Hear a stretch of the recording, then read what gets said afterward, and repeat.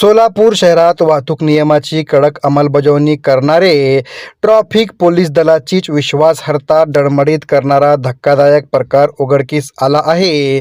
सोलापुरात पद्मशाली चौक परिसरात 5 मे मंगळवारी दुपारी 12:30च्या सुमारास एक ट्रॅफिक पोलीस कर्मचारी MH13 DJ 3664 या दुचाकीवर विना हेल्मेट प्रवास करताना दिसून आला. हा प्रकार सोलापूरनामा 24 न्यूज चॅनलच्या कॅमेऱ्यात कैद झाल्याने शहरात संतापाची लाट उसळली आहे. कायद्याचे स्पष्ट तरतूद तरीही उघड उल्लंघन.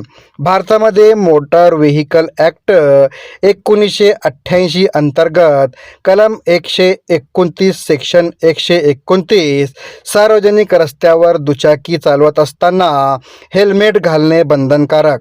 चालक आणि मागे बसणारा दोघांनाही नियम लागू आहे.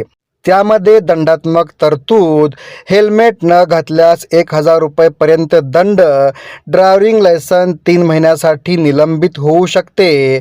सोलापूरमध्ये अनेक वेळा विद्यार्थी, कामगार, सामान्य नागरिकांवर किरकोळ कारणावरून ट्रॅफिक पोलीस कर्मचाऱ्यांच्या वतीने मोठ्या प्रमाणात चलन आकारले जात असल्याचे तक्रारी समोर येत असतात.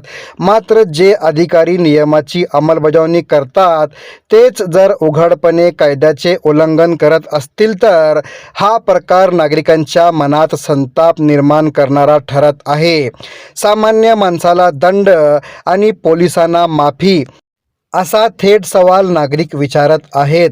वरिष्ठ अधिकारी काय भूमिका घेणार, या घटनेनंतर आता लक्ष लागले आहे. सोलापूर वाहतूक पोलीस विभागाच्या वरिष्ठ अधिकाऱ्यांकडे संबंधित कर्मचाऱ्यावर कायद्यानुसार कारवाई होणार का, की हा प्रकार दाबून टाकण्याचा प्रयत्न होणार? कायद्यापुढे सर्व समान आहेत हे प्रत्यक्षात दाखवले जाणार का? सोलापूरमध्ये वाहतूक शिस्त टिकवण्याची असेल तर प्रथम कायद्याचे पालन करण्याचीच आदर्श घालून देणे आवश्यक आहे. या घटनेवर होणारी कारवाई केवळ एका कर्मचाऱ्यापुरतीच मर्यादित राहणार नाही, तर ती संपूर्ण पोलीस यंत्रणेवर नागरिकांचा विश्वास ठेवणारी ठरणार आहे.